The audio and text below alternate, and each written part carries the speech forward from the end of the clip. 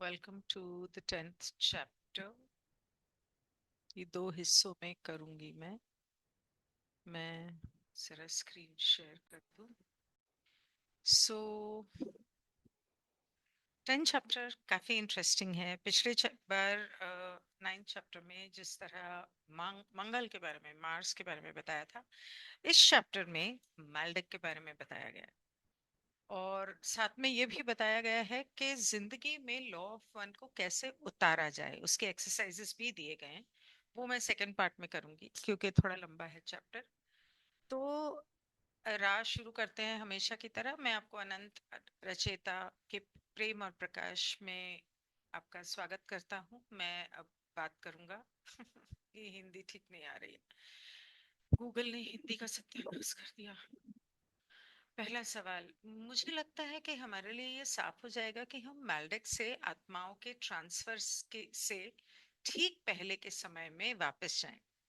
मतलब मैल्डेक से जो लोगों को लाया गया था उससे थोड़ा पहले जाते हैं, पीछे जाते हैं, वो ये कह रहा है, ताकि ये देख सके कि इस ट्रांसफर के संबंध में लॉ ऑफ वन कैसे काम करता था और ये क्यों जरूरी था।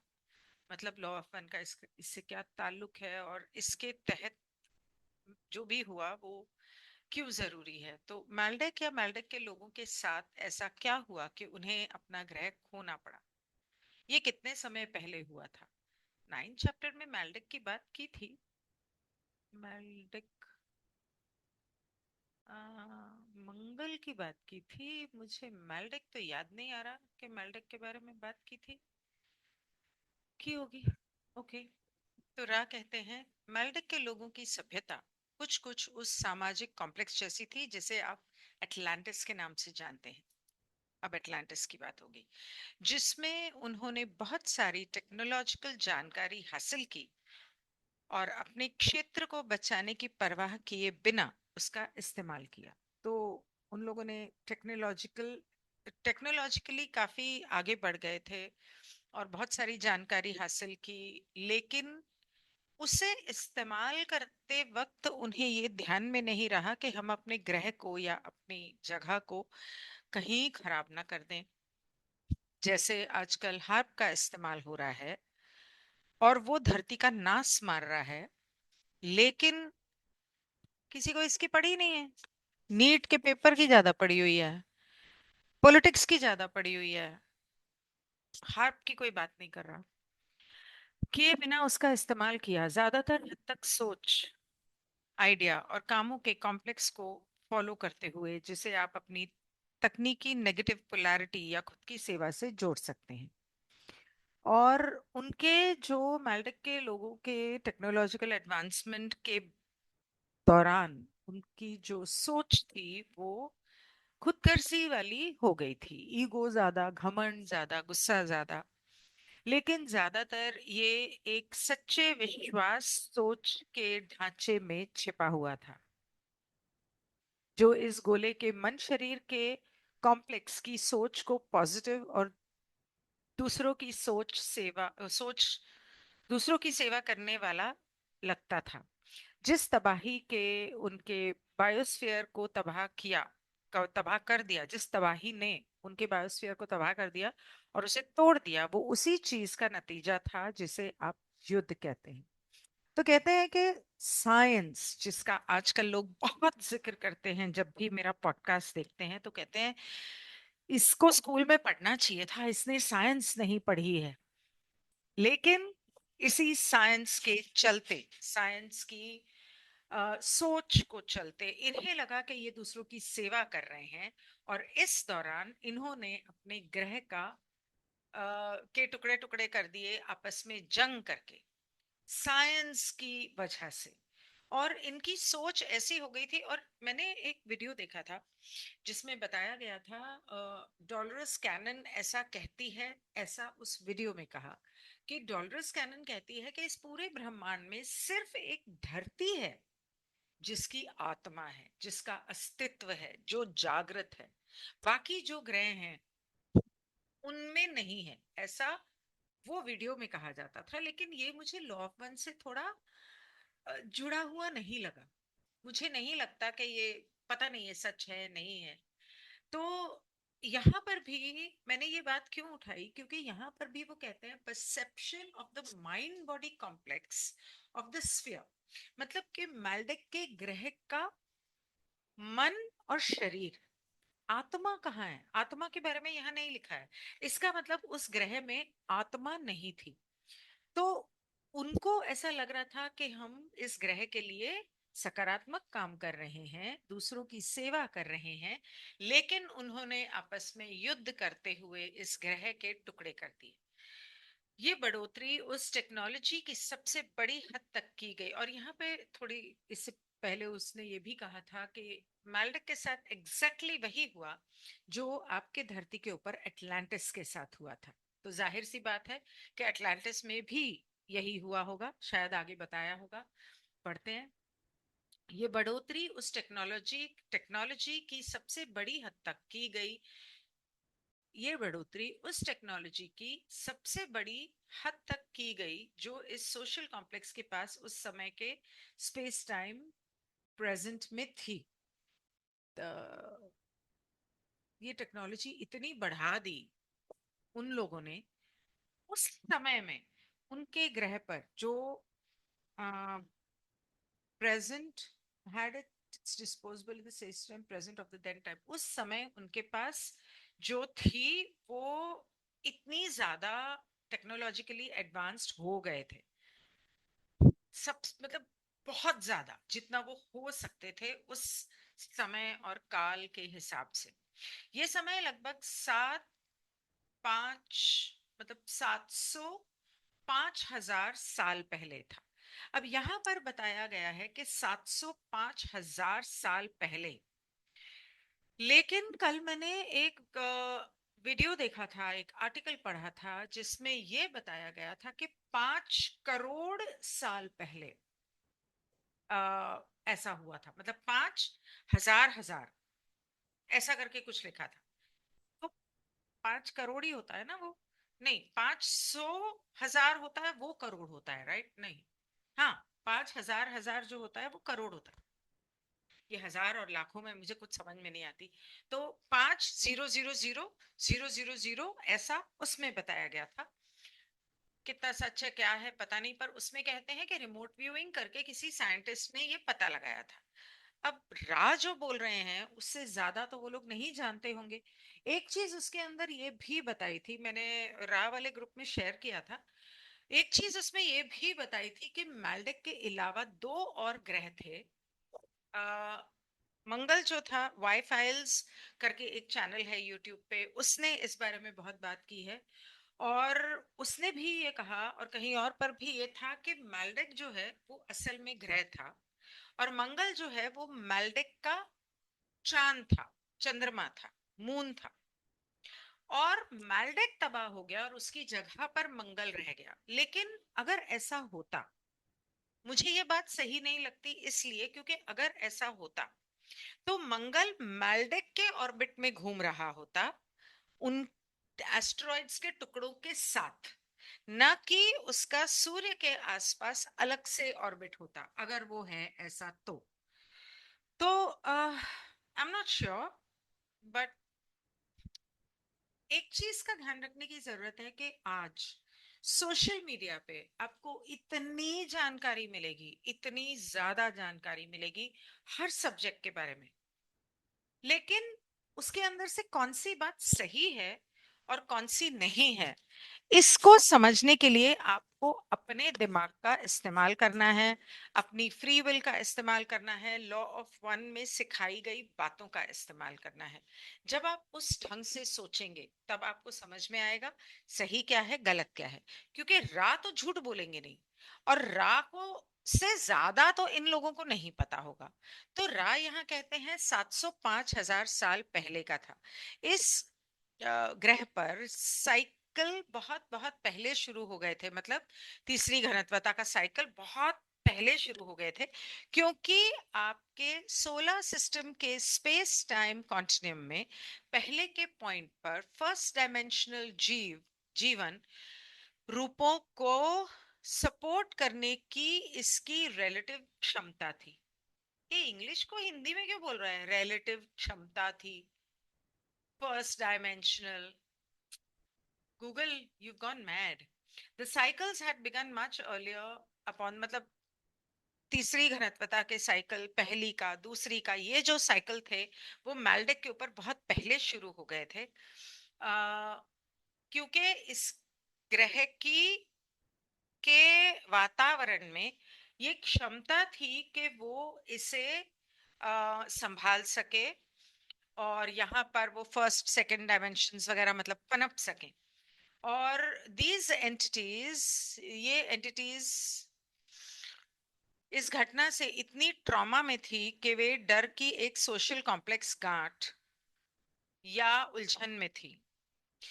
जिन मैल्डिक के ऊपर जो लोग, ये मैल्डिक के फटने की वजह से उनकी जो आत्माएं जिनकी मृत्यु हुई, वो इतने डर गए थे, घबरा गए थे कि उस पूरे के पूरे आ, ग्रह के पॉपुलेशन में एक तरह से एक डर की गांठ बन गई। और some of your time passed, no one could reach them, no beings could aid them.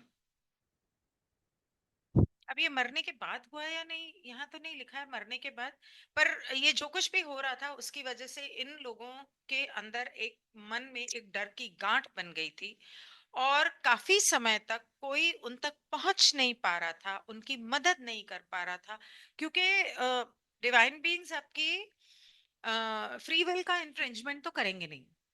तो इसलिए जब तक वो आपको इंट्यूटिवली हेल्प कर सकते हैं करेंगे, लेकिन अगर डर की गांठ की वजह से आप उन बातों को ना सुनो, ना मानो, ना अपनाना चाहो, तो कोई आपकी मदद नहीं कर सकता, जैसे आज धरती के ऊपर हो रहा है। लगभग 6 लाख साल पहले कॉन्फेडरेशन के उस समय के सदस्य एक सोशल मेमोरी कॉम्प्लेक्स का इस्तेमाल करके डर की गांठ खोल पाए। मतलब 1 लाख साल, 1 लाख नहीं है, हाँ 1 लाख, मतलब वो 7 लाख था, ये 6 लाख, तो 1 लाख साल के बाद, बाप रे, हमारे धरती के ऊपर सालों की गिनती के हिसाब से 1 लाख साल के बाद कॉन्फेडरेशन के कुछ लोग इस डर की गांठ को खोल पाए। तब एंटिटीज को याद आया कि वो होश में थे। इन इस अवेयरनेस ने उन्हें एक पॉइंट पर पहुंचाया जिसे आप लोअर एस्ट्रल प्लेन कहेंगे। हाँ, तो फिर ये मरने के बाद ही है। तो जब उनको अचानक होश आया 1 लाख साल बाद, तब तक वो लोअर एस्ट्रल प्लेन, यानी एक तरह से आप कह लो कि भूलोक के नीचे जो पाताल लोक है या नर्क लोक है, उस तरह से उस लोअर एस्ट्रल प्लेन की जगह पर, अगर आप मेरे चैनल पर नए हैं और अगर आपको इस बारे में नहीं पता है एस्ट्रल प्लेन्स वगैरह, तो एक concepts of law of one में होगा या लॉ ऑफ वन में होगा, एस्ट्रल सिटी को हिंदी में ट्रांसलेट करके मतलब समझाया है, उस मूवी को गाया टीवी पे देख के उसे हिंदी में ट्रांसलेट किया है और समझाया है, और उसके अंदर lower astral planes, higher astral planes के बारे में बताया है। तो वो एक सच्ची घटना पे आधारित है, जहां अगेन एक वर्ल्ड वॉर 1 में कोई डॉक्टर जो मर गया था, उसकी आत्मा, एक डॉक्टर जो मर गया था उसकी आत्मा ने वर्ल्ड वॉर 2 में के बाद एक राइटर के द्वारा चैनल करके ये सब घटनाएं बताई थी, उससे रिक्वेस्ट की थी कि आप मेरी बात की किताब छापें, और उस किताब पे आधारित वो मूवी बनी थी। तो लोअर एस्ट्रल प्लेन मतलब लोक, अगर आप माने कि लोक होते हैं, तो भूलोक यानी कि धरती, इसके नीचे लोक लोक जो होते हैं, जैसे ये जो भूत प्रेत होते हैं, वो लोअर एस्ट्रल प्लेन्स में होते हैं, मतलब कि जो नजर नहीं आते, इन्हीं आसमानों में है, लेकिन धरती से नीचे अदृश्य लोक में है, जो हमें नजर नहीं आता। तो जब उन्हें होश आया तो उन्हें पता चला कि हम लोअर एस्ट्रल प्लेन्स में पहुंच गए हैं, जहां उन्हें तब तक नर्चर किया जा सकता था, मतलब उनकी हीलिंग हुई, जब तक कि her mind body spirit complex आखिरकार इस ट्रॉमा से ठीक नहीं हो जाता। अब मैं यहाँ कंफ्यूज हो रही हूँ, क्योंकि यहाँ पर कहीं भी नहीं लिखा है कि वो मर गए थे, और मरने के बाद ऐसा हुआ। लेकिन यहाँ पर मुझे लगा कि मरने के बाद हुआ। अब यहाँ पे माइंड बॉडी स्पिरिट कॉम्प्लेक्स लिखा है, तो मरने के बाद बॉडी तो होती नहीं, स्पिरिट कॉम्प्लेक्स ही रह जाता है, माइंड स्पिरिट कॉम्प्लेक्स रह जाता है। तो मैं थोड़ी सी यहाँ पे कंफ्यूज हूँ। लेकिन आपको, आप समझ लो, आपको जैसे समझना चाहो। लोअर एस्ट्रल प्लेन कहेंगे जहां उन्हें तब तक नर्चर किया जा सकता था जहां की her mind body spirit complex, मतलब कि हर शख्स आखिरकार इस ट्रॉमा से ठीक नहीं हो जाता। मतलब भूलोक के नीचे, धरती के नीचे के लोकों में वो जाके उन्हें एहसास हुआ कि हम वहां पहुंच गए हैं, और वहां पे उन सबकी हीलिंग हुई। तब जाके वो ठीक हुए इस हद तक कि हर एंटिटी उस डिस्टॉर्शन को देख सके जो उसने पिछले लाइफ इल्यूजन कॉम्प्लेक्स में अनुभव किए थे। आ नाउ यू आर टॉकिंग। तो ठीक है भाई, अभी क्या कर सकते हैं। तो कहते हैं जब उनकी हीलिंग हुई, तब उन्हें एहसास हुआ कि हमने अपने पिछले जन्म में क्या गलतियां की। इसका मतलब कि ये मरने के बाद का है। ओके, तो फिर बॉडी कहाँ से आई, माइंड बॉडी स्पिरिट क्यों कहा। ओके, अभी लिखा हुआ है कि मैं अनुभव किए किए थे। मतलब उन्होंने अपने पिछले जन्म में क्या क्या अनुभव किया था और क्या क्या गलतियां की थी। सीखने सिखाने के इस अनुभव के बाद ग्रुप का फैसला था कि वह खुद पर एक तरह का कर्मा एलिविएशन रखें, जिसे आप कर्म एलिविएशन कह सकते हैं। मतलब कि हम अपने लिए पछतावा करना चाहते हैं, अपने कर्मों का भुगतान करना चाहते हैं। मुझे ये हिंदी का कुछ करना पड़ेगा। तो ये इस भुगतान, उन्होंने खुद ने फैसला किया कि हमने ऐसे कर्म किए, हमने ये गलतियां की, तो हमें अपने कर्मों का पछतावा करना है, भुगतान करना है। इस मकसद के लिए वे आपके प्लैनेटरी स्फीयर में ऐसे इंसानी रूप में आए जो एक्सेप्टेबल नहीं थे। धरती के ऊपर आए, लेकिन इस रूप में आए जो अम, धरती के लोगों धरती के लोग उसे अपना नहीं पाएंगे, इस तरह के रूप में आए। फिर वे इसे तब तक अनुभव करते रहे जब तक कि डिस्टॉर्शन की जगह दूसरों की सेवा के कम डिस्टॉर्टेड विजन की इच्छा के डिस्टॉर्शन नहीं ले ली। कितना घुमा फिरा के बोलता है रा। तो वो कहता है कि इसके बाद वो उस तरह से जिए, जैसे आपको याद होगा 8 या 9 चैप्टर में मैंने बोला था कि इन लोगों ने इजिप्शियन पिरामिड्स और टूम्स की दीवारों के ऊपर ऐसे चित्र बनाए हैं रा के, जिसमें कुत्ते का मुंह है। तो वो इस तरह के रूप में आए। अब यहाँ वो कुत्ते के रूप की बात कर रहा है कि नहीं पता नहीं, शरीर इंसान का था, मुंह कुत्ते का था। या इजिप्ट में जिस तरह के वो जो लोग ऑसिरिस वगैरह, वो जो कुछ भी थे, कोई सांप, कोई बिच्छू, कोई कुत्ता, तो अब वो ये लोग थे या कोई और थे पता नहीं, लेकिन ये 6 लाख साल पहले की बात है और वो 6 हजार साल पहले की बात है। इसलिए यहाँ पे ये समझना जरूरी है कि वो लोग धरती पे आए, लेकिन इस तरह के शरीरों में जो इंसानों ने नहीं अपनाया। जब उनके मन में अपनी खुदगर्जी, ईगो, घमंड, इन चीजों की जगह प्रेम और सेवा के भाव ने ले ली, तब तक वो उन शरीरों में रहे। फिर वे इसे तब तक अनुभव करते रहे जब तक कि नहीं ले ली, क्योंकि ये मालडेक अनुभव में ज्यादातर जीवों का सोच समझकर लिया गया फैसला था। इसलिए इस ग्रह पर बदलाव लगभग 5 लाख साल पहले शुरू हुआ था और उस समय मौजूद बॉडी कॉम्प्लेक्स का इस्तेमाल किया गया था, क्योंकि उन लोगों की जागृत चेतना का ये फैसला था। ज्यादातर लोगों ने, ग्रेट मेजॉरिटी, ज्यादातर लोगों ने ये फैसला किया था। और उस वक्त आपके ग्रह के ऊपर जो शरीर अवेलेबल था इस तीसरी घनत्वता में जीने के लिए, उस शरीर के अंदर वो लोग यहाँ पर आए और यहाँ पर पैदा हुए। आ, उस समय मौजूद बॉडी कॉम्प्लेक्स वही था जिसे हम बंदर कहते हैं। तो रा कहता है हाँ सही है। ये मेरे ख्याल से एप्स की बात कर रहा है, वो बड़े वाले एप्स। तो वो कहता है और क्या मैल्डिक एंटिटीज में से कोई अब बदल गई है, क्या वे अब भी सेकंड डेंसिटी के हैं या वे अब कोई थर्ड डेंसिटी ग्रह बना रही है, बना रही है।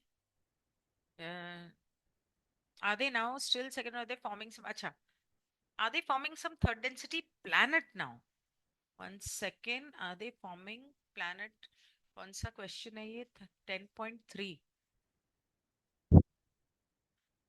तो वो कहता है कि वो जो लोग थे मैल्डिक के, तो क्या अब भी वो लोग बंदर के रूप में हैं या वो लोग तीसरी घनत्वता का ग्रह बना रहे हैं। अब तीसरी घनत्वता का ग्रह बना रहे हैं, मतलब तीसरी घनत्वता के ग्रह के हिसाब से अपने शरीर को बना रहे हैं, ऐसा होना चाहिए यहाँ पे, लेकिन पता नहीं यहाँ पे ऐसा क्यों लिखा हुआ है कि तीसरी घनत्वता का ग्रह बना रहे हैं। तो क्या वो बदल चुके हैं। तो रा कहता है इन एंटिटीज की चेतना हमेशा थर्ड डेंसिटी की रही है, मतलब वो चाहे सेकंड डेंसिटी के जानवरों के या बंदरों के शरीर में थे, लेकिन उनकी चेतना हमेशा तीसरी घनत्वता की रही। राहत देने, आ, क्या हनुमान मैल्डिक से आए थे, या हनुमान अ, और उनकी जो पूरी वो वानर सेना थी, क्या वो लोग मैल्डिक के रहे होंगे। पता नहीं, ये पढ़ के मुझे ध्यान में ऐसा आ रहा है, आई डोंट नो, बस एक सवाल आया मन में तो मैंने बोल दिया। राहत देने का तरीका इस चेतना को सेकंड डायमेंशनल फिजिकल कॉम्प्लेक्स में रखकर डिजाइन किया गया था।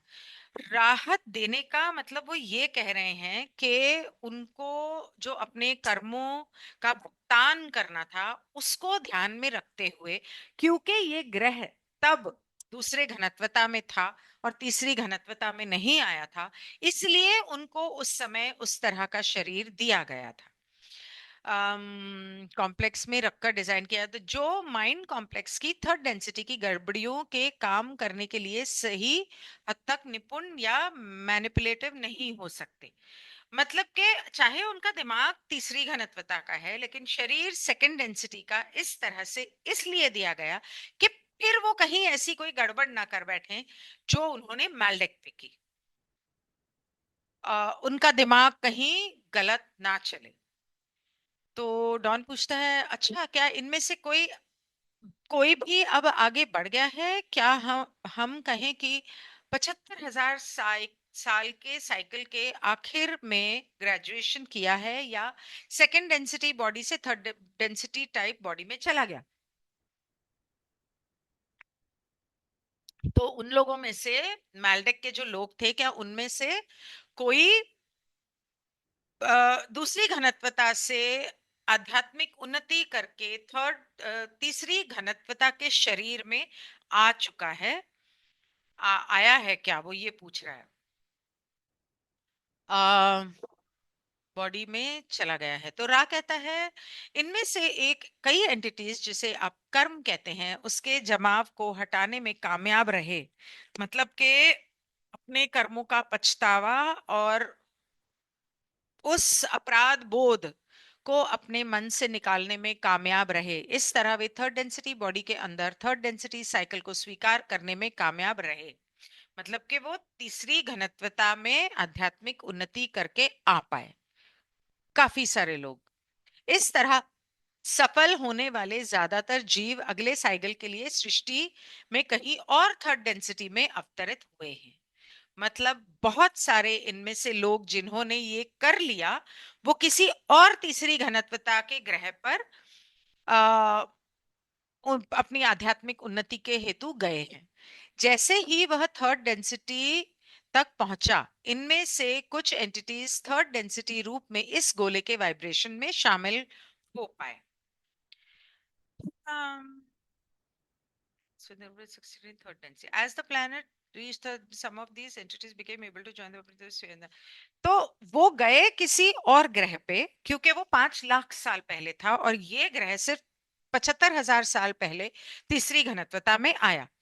वो किसी और ग्रह पर गए, लेकिन जैसे ही ये धरती 75,000 साल पहले तीसरी घनत्वता के लिए तैयार हो गई और तीसरी घनत्वता के लोग इस पर रहने लायक हो गए, वो उन दूसरे ग्रहों से इस ग्रह पर आ गए, मतलब वहां पे मरे और यहाँ पर अवतरित हुए। कुछ ऐसे भी बचे हैं जिन्होंने अभी तक मन शरीर आत्मा के तालमेल से अपनी पिछली हरकतों में अपनी पिछली गलतियों को कम नहीं किया है, इसलिए वो बचे हुए हैं। मतलब कि अब भी कुछ लोग ऐसे बाकी हैं जो अपने कर्मों का पछतावा नहीं कर पाए, जिनके दिमाग अभी नहीं सुधरे, अभी गुस्से में, अभी घमंड में, अभी भी जी रहे हैं और नई आध्यात्मिक उन्नति नहीं कर पाए, तो वो अभी भी तीसरे घनत्वता का दिमाग लेकर दूसरे घनत्वता के शरीरों में है। तो डॉन कहता है, क्या ये वही बिगफुट है जिनके बारे में आपने बात की थी? ये एक तरह के बिगफुट हैं, मतलब जिन बिगफुट के बारे में मार्स के बिगफुट के बारे में रा ने 9 चैप्टर में बात की थी, उनमें से एक तरह के बिगफुट मैल्डेक के हैं। तो डॉगमैन के बारे में भी बात हुई थी पिछली बार, ठीक है, आगे पढ़ती हूँ, शायद होगा। Then our present race is formed of a few who originally came from Maldek and quite a few who came from Mars. Other entities here from other places. मतलब आपका कहने का मतलब है कि हमारे धरती पे जो लोग हैं वो असल में या मंगल से आए हैं या मैल्डेक से आए हैं। क्या कहीं और से भी आए हैं भाई? किसी और प्लेनेट से भी आए हैं तो अभी बता दो। तो रा कहता है आपके टाइम स्पेस कॉन्टिन्यूम को एक्सपीरियंस करने वाली एंटिटीज हैं जो बहुत बहुत सी जगहों से आई हैं, जैसा मैंने पिछले चैप्टर में आपको बताया था, वही बात आ गई यहाँ पर। जैसा कि आप उन्हें कहेंगे क्रिएशन में, क्योंकि जब कोई साइकिल बदलता है तो जिन्हें रिपीट करना होता है वे इस रिपीटेशन के लिए एक सही प्लानिटरी स्फीयर ढूंढते हैं। तो कहते हैं कि आपके इस ग्रह पर और इस समय पर, इस समय और काल में, जैसे हिंदी में कहा जाता है, या तो बहुत बहुत बहुत सारे ग्रहों, इस ब्रह्मांड के बहुत सारे ग्रहों से और बहुत सारे ब्रह्मांडों से लोग आए हुए हैं। क्योंकि आपको ये समझने की जरूरत है कि जब भी किसी एक ग्रह की आध्यात्मिक उन्नति होती है या कहीं पे साइकिल चेंज होती है, ओ ओ ओ तो मैं प्रेयर करना भूल गई। एक सेकंड, वो कौवा आया और यहाँ पे मुझे अचानक याद आया। कोई बात नहीं, मैं अब कर लेती हूँ। uh, what is the law? The law is one. Why are we all gathered here? Because we wish to learn, teach, learn the law of one through the information and materials of the Confederation. Why are we seeking Ra, Kuo, and all other members of the Federation who serve the one infinite creator? Because they are all humble messengers of the law of one. So, together, we create a protective circle of the love and light of our one infinite creator around our entire law of one group, around all those listening to this session on any platform, around their families, friends, neighbors, well wishers, and their homes, and prohibit any thought form from entering the circle, for the law is one. So let us rejoice and purify the space according to the law of one. Law क्या है, नियम क्या है? नियम एक है। हम सब यहाँ क्यों इकट्ठा हुए हैं? क्योंकि हम महासंघ की जानकारियों और सामग्रियों के माध्यम से एक के कानून को सीखना सिखाना चाहते हैं। क्या रा कुओ और महासंघ के अन्य सभी सदस्य जो कि एक अनंत रचयिता की सेवा में कार्यरत हैं, उन्हें क्यों ढूंढ रहे हैं? क्योंकि वे सभी एक के कानून के विनम्र दूत हैं। इसलिए हम सब मिलकर जो देख रहे हैं वो भी और मैं भी, हम सब मिलकर हमारे पूरे लॉ ऑफ वन के समूह के आसपास, किसी भी मंच पर इस सत्र को सुनने वाले सभी लोगों के आसपास, उनके परिवार, दोस्तों, पड़ोसियों, शुभ चिंतकों और उनके घरों के आसपास हमारे एक अनंत रचेता के प्रेम और प्रकाश का एक सुरक्षा घेरा बनाते हैं और किसी भी विचार रूप को इस घेरे में प्रवेश करने से प्रतिबंधित करते हैं और राह कुओं से अनुरोध करते हैं कि हमसे मिलने आए, साक्षात रूप में अपने यूएफओज में हमारे सामने आए। हम आपसे मिलना चाहते हैं, आपसे बात करना चाहते हैं। आप चाय तो पियोगे नहीं, हम आपको पानी पिला देंगे, नहीं तो अपने दिल से थोड़ा प्रेम दे सकेंगे। इतना ही कर सकते हैं, क्योंकि लॉ एक है। तो हमसे जल्दी जल्दी मिलने आ जाओ। तो आइए हम आनंद मनाएं और इस स्थान को एक के नियम के अनुसार पवित्र करें, पवित्र करें। तो जिन लोगों को आध्यात्मिक उन्नति करनी होती है वो अपनी आध्यात्मिक उन्नति के हिसाब से, या जैसे कोई और ग्रह है वो तीसरी घनत्वता का है लेकिन अभी उसमें 10,000 साल बाकी हैं, तो वहां के लोग जब मरेंगे तो वो यहाँ आ जाएंगे ताकि हम यहाँ पे इस एक जन्म में इतने सारे ऐसे काम कर लें ताकि हम हमारी हार्वेस्ट होके हम सीधे चौथी घनत्वता में जा सके। क्या इसका मतलब ये है कि जब तक आपके ग्रह का समय नहीं हो जाता आप उस ग्रह पर नहीं जा सक, मतलब ग्रह के ऊपर रहकर चौथी घनत्वता में उन्नति नहीं कर सकते।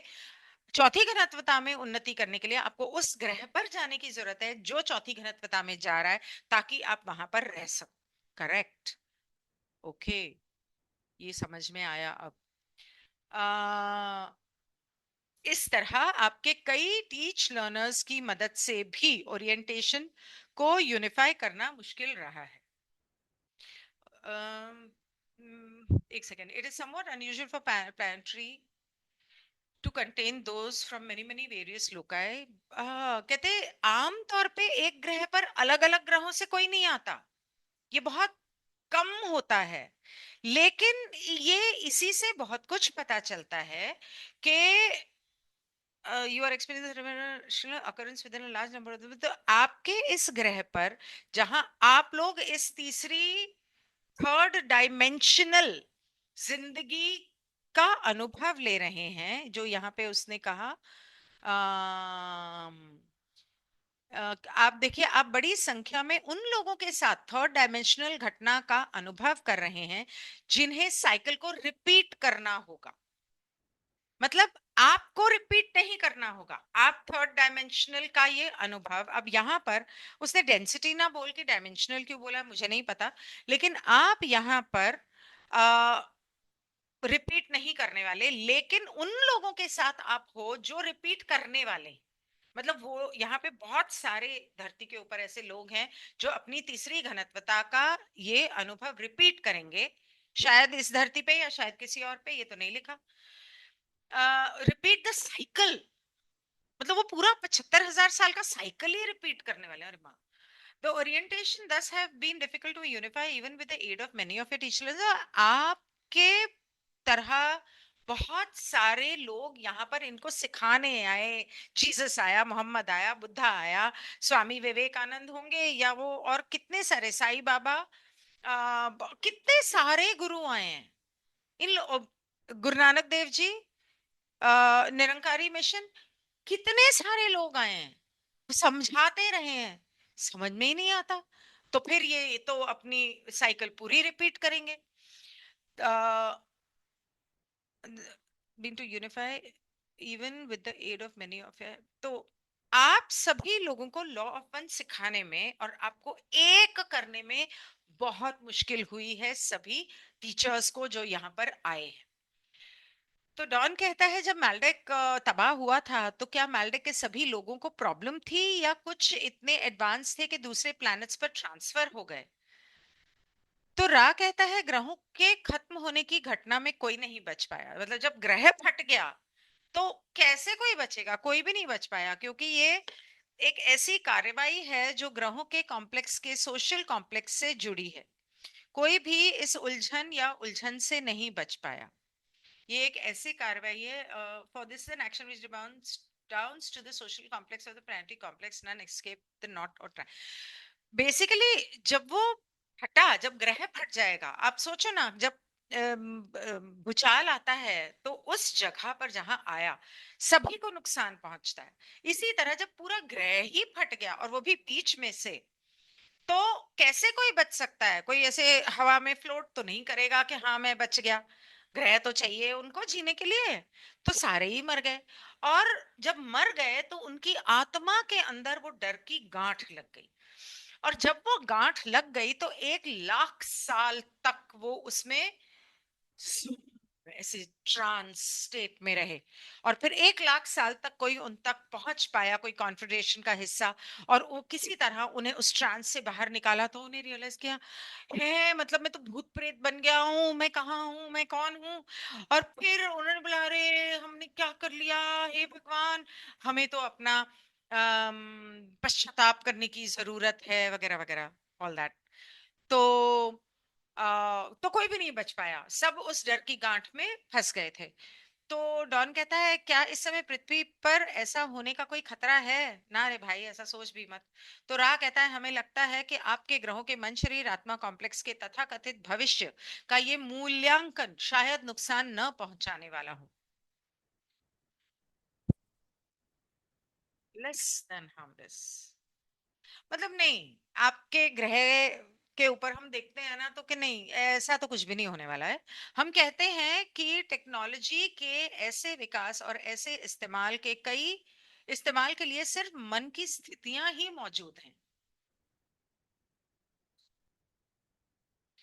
तो आपके दिमाग में इस तरह की टेक्नोलॉजी जो उन लोगों ने बनाई, उस तरह की टेक्नोलॉजी बनाने का दिमाग तो है आप लोगों के पास, और उसको इस्तेमाल करने का भी दिमाग है। ऐसे हालात बन सकते हैं। ये हमारी नजर या समझ का गलत होना है, डिस्टॉर्शन, मतलब कि आपके लोगों के मन और आत्मा कॉम्प्लेक्स और ओरिएंटेशन की जरूरत है, न कि खिलौनों को खत्म करने की, क्योंकि क्या सभी चीजें बनाने वाले का हिस्सा नहीं है, इसलिए आजादी से चुनना आपका सम्मान कर्तव्य है। therefore freely to free googly, it is a distortion of our vision, understanding that the mind body spirit complex of those mind and spirit complex of those people need orientation rather than the toys needing dismantlement। वो कहता है आप लोग कितनी भी technology बना लो, वो technology को तोड़ने मरोड़ने की जरूरत नहीं है, बर्बाद करने की जरूरत नहीं है। जरूरत इस चीज की है कि आप लोगों की बुद्धि के अंदर थोड़ी सी अक्ल आ जाए। क्या हर चीज में ईश्वर नहीं है? जैसे मैं अभी थोड़ी देर पहले हाफ टेक्नोलॉजी की बात कर रही थी, तो क्या उस कण कण में ईश्वर नहीं है? तो उसे तोड़ने मरोड़ने आग लगाने की जरूरत नहीं है, वो हालांकि सिर्फ शरीर है सेकंड डेंसिटी का, लेकिन वो करने की जरूरत नहीं है। इंसानों को बुद्धि देने की जरूरत है, अक्ल देने की जरूरत है। तो ये तो तुम्हारी अपनी फ्री विल है कि तुम अपने दिमाग से, अपनी इच्छा से अपना कर्तव्य पूरा करो, या समान से जियो और दूसरों को जीने दो। सही तो कह रहा है वो। जब कोई ग्रेजुएशन होता है और कोई एंटिटी या एंटिटीज एक साइकिल के आखिर में एक ग्रह से दूसरे ग्रह पर जाती हैं, तो क्या वे एक ग्रह से दूसरे ग्रह पर किस तरह जाती हैं? हाँ, तो मतलब वो, जैसे रा ने बोला कि वो मालडिक के लोग पहले दूसरे ग्रह पर गए, फिर उसके बाद जब धरती तीसरी घनत्वता की हुई तो वहां से यहाँ आए। तो कैसे आए? उड़ के आए, स्पेसक्राफ्ट में आए, कॉन्फिगरेशन लाई, क्या हुआ? तो राह कहते हैं क्रिएटर की स्कीम में mind body spirit complex, mind body spirit totality beingness का पहला स्टेप है आपके mind body spirit complex distortion को प्यार रोशनी की सही जगह पर रखना। मतलब आपकी पूर्ण स्वतः को आ, प्रेम और प्रकाश की सही लेवल पर ले जाना। आती हूं मैं, उस पर समझाती हूँ। ये कॉम्प्लेक्स की सही हीलिंग और आखिर में टोटलिटी बीइंगनेस कॉम्प्लेक्स के साथ तालमेल पक्का करने के लिए किया जाता है। इसमें आपके टाइम स्पेस का बहुत अलग अलग समय लगता है। तो मरने के बाद कहते हैं ना कि शरीर या आत्मा जो है, शरीर तो होता नहीं, आत्मा जो है वो अपनी चेतना जो है हमारी, वो रोशनी की सीढ़ियां चढ़ती है, और जिस सीढ़ी तक वो जा सकती है उस हिसाब से उसे ग्रह पर भेजा जाता है। तो अगर आप या उस डायमेंशन या उस डेंसिटी में भेजा जाता है, तो ये रचेता का और इस ब्रह्मांड का उसूल है, ये पहला उसूल है। तो ये इसलिए किया जाता है ताकि this is done to ensure proper healing of the complex and eventual attunement with the total beingness complex, ताकि आप ऐसा ना हो कि अब दूसरे, एक कुत्ता है वो सेकंड डेंसिटी का है, कुत्ता भी नहीं छोड़ो ना, एक सियार है, एक हिप्पोपोटामस है, राइनोसेरॉस है, उसको इंसानों की तरह थर्ड डेंसिटी में पैदा कर देंगे, तो क्या उसका तालमेल यहाँ बैठेगा? उसकी बुद्धि ही नहीं है उतनी, वो अभी भी सेकंड डेंसिटी का है। या एक इंसान को, अम, ठीक है, एक जैन को, ठीक है, शेर के जन्म शरीर में जन्म दे दिया, अब उसकी बुद्धि तो थर्ड डेंसिटी वाली है, लेकिन वो सेकंड डेंसिटी का शेर बन गया है। तो क्या वो अपनी भूख मिटाने के लिए किसी जानवर को मारेगा या इंसान को मारेगा? मतलब मैं ऐसे ही रैंडम एग्जांपल दे रही हूँ समझने के लिए कि मन और शरीर और आत्मा तीनों का तालमेल बैठना जरूरी है। तो अगर आत्मा एक डेंसिटी या डायमेंशन तक ही जा सकती है, तो मन और शरीर को भी उसी हिसाब से उस डेंसिटी या डायमेंशन में पैदा करने की जरूरत होती है। तो आपके धरती के समय के हिसाब से इन चीजों में बहुत अलग अलग तरह का समय लगता है। आह,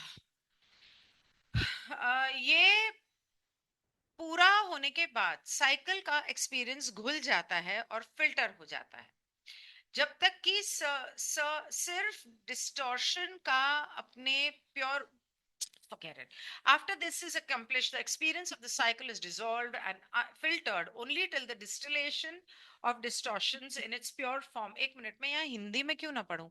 मतलब अजीब सा ही हिंदी कर दिया है गूगल ने, सत्यानाश कर दिया है। कौन से क्वेश्चन पे हूं मैं? 10.9।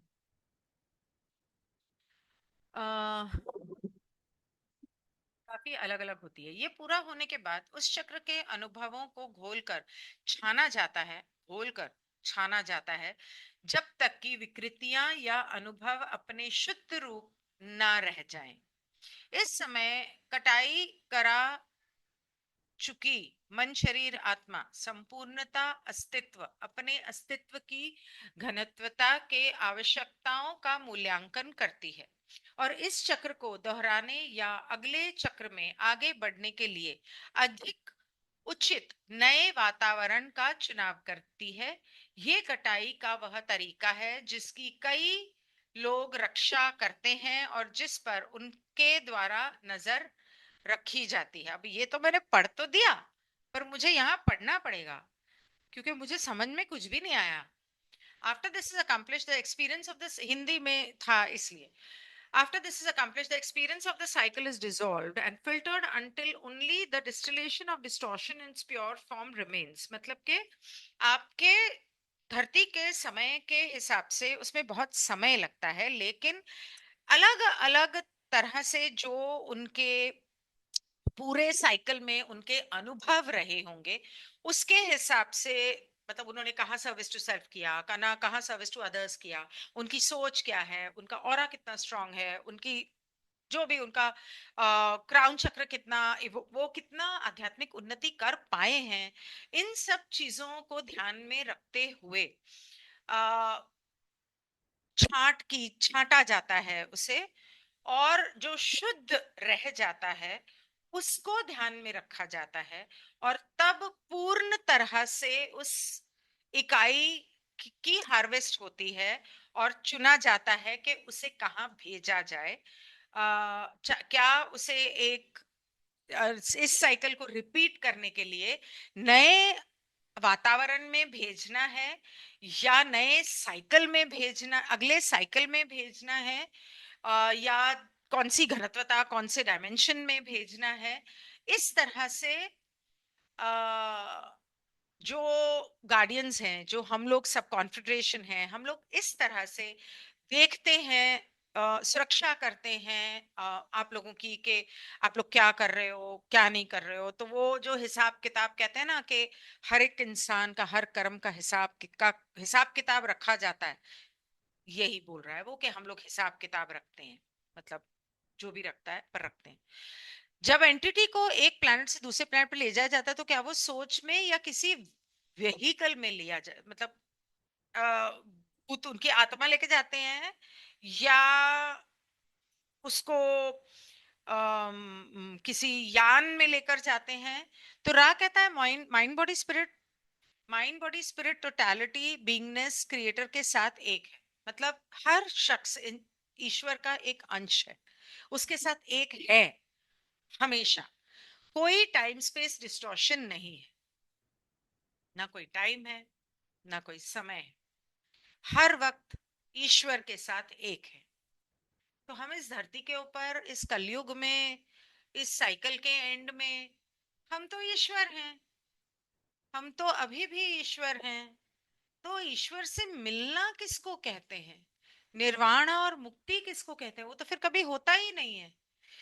इसलिए ये time space in infinity era array में सही लोकस के बारे में सोचने की बात है। Therefore, it is a matter of thinking the proper locus in the infinite array of time spaces. मन शरीर आत्मा संपूर्णता अस्तित्व रचेता के साथ एक होता है। वहां कोई समय स्थान की विकृति नहीं है। इसलिए समय स्थान के अनंत क्रम में उचित स्थान के बारे में सोचने का एक विषय विषय है। मतलब ये सिर्फ एक सोच है। Meenakshi, very well done, very good job. सच्ची मीनाक्षी ने ये ट्रांसलेशन जो किया है, और वो एलएल रिसर्च के ऊपर, जो लोग नहीं जानते, वो एलएल रिसर्च के ऊपर अवेलेबल है। वेबसाइट है llresearch.org/hi/channeling। तो आप वहां पढ़ सकते हैं। हिंदी में जो ट्रांसलेशन लॉ ऑफ वन का हुआ है, फिर यही पे पढ़ती हूँ। फिर वो कहता है डॉन, जब किसी इकाई का जन्म तीसरी घनत्वता में होता है, उस समय या तो वो जाने अनजाने अपने सबक सीख रहा होता है, या फिर उसे एक के नियम का ज्ञान हो और वो जागरूक होकर सभी सबक को सीख रहा हो। दूसरे तरीके से क्या ये संभव है कि उसका विकास बहुत अधिक तेजी से हो? क्या ये सही नहीं है? तो वो एक बात पूछ रहा है कि जो मैं पूछ रहा हूँ बताना कि ये सही है या नहीं, कि एक इकाई जब इस तीसरी घनत्वता में पैदा होता है, जन्म लेता है यहाँ पे, तो या तो वो अपनी पूरी जागरूकता से ये सोचे कि मैं जो कर रहा हूँ इसमें मेरी क्या सीख है, और मैं यहाँ क्या सीखने आया हूँ। और या फिर और he may learn after his conscious that he is learning in the ways of the law of one। और या फिर वो लॉ ऑफ वन को जानता हो और वो हर पल में अपनी चेतना में इतना जागरूक हो कि हर पल में खुद से पूछे समझे कि ये मेरी लॉ ऑफ वन की जो सीख है उसके हिसाब से मैं इस अनुभव में क्या सीख रहा हूँ। आप कंफ्यूज मत होना, इस अनुभव में मैं क्या सीख रहा हूँ, क्योंकि मैं बोलते बोलते कंफ्यूज हो रही हूँ। While an entity is incarnate in this third density at this time, he may either learn without consciously knowing, मतलब ये जाने बिना, या तो वो सीखे कि लॉ ऑफ वन क्या है अपने कर्मों से, अपनी सोच से। हो सकता है उसे लॉ ऑफ वन के बारे में ना पता हो, हाँ ये सही है। हो सकता है उसे लॉ ऑफ वन के बारे में ना पता हो। लेकिन दूसरा तरीका ये भी है कि हो सकता है किसी को लॉ ऑफ वन के बारे में पता हो और वो उसके तहत हर पल में जागरूक रहे और सीखे। The second way it is possible for the entity to greatly accelerate, is this not correct? तो कहता है लेकिन अगर वो जानता हो और उस हिसाब से अपनी जागरूकता में, अवेयरनेस में हर पल में जागरूक रहे और सोचे, ध्यान दे इस बात पे कि लॉ ऑफ वन के हिसाब से मैं जो कर रहा हूँ, क्या मैं सही रास्ते पे हूँ, क्या मैं लॉ ऑफ वन के हिसाब से चल रहा हूँ, क्या ये मेरी सीख है, तो इसमें मेरी सीख क्या है। अगर एक इंसान वैसे करे तो उसकी आध्यात्मिक उन्नति ज्यादा तेजी से होगी। क्या मैं सही कह रहा हूँ? तो रा कहता है हाँ सही कह रहे हो। My God, this is very confusing and I am getting super confused. अब यहाँ पर थोड़ा सा है और यहाँ पर तो बहुत ही थोड़ा है। तो ठीक है, मैं इसको यहाँ पे स्टॉप करती हूँ। I am sorry for all the confusion. पर ठीक है, मुझे भी ऐसा लग रहा है जैसे मैं कितने 4 साल बाद पढ़ रही हूँ, तो हो जाता है, समझ नहीं पाती हूँ। तो ठीक है, अगला सेशन मैं कोशिश करूंगी कि रात को आप लोगों के साथ करूं, अगर आप लोग जुड़ना चाहो तो।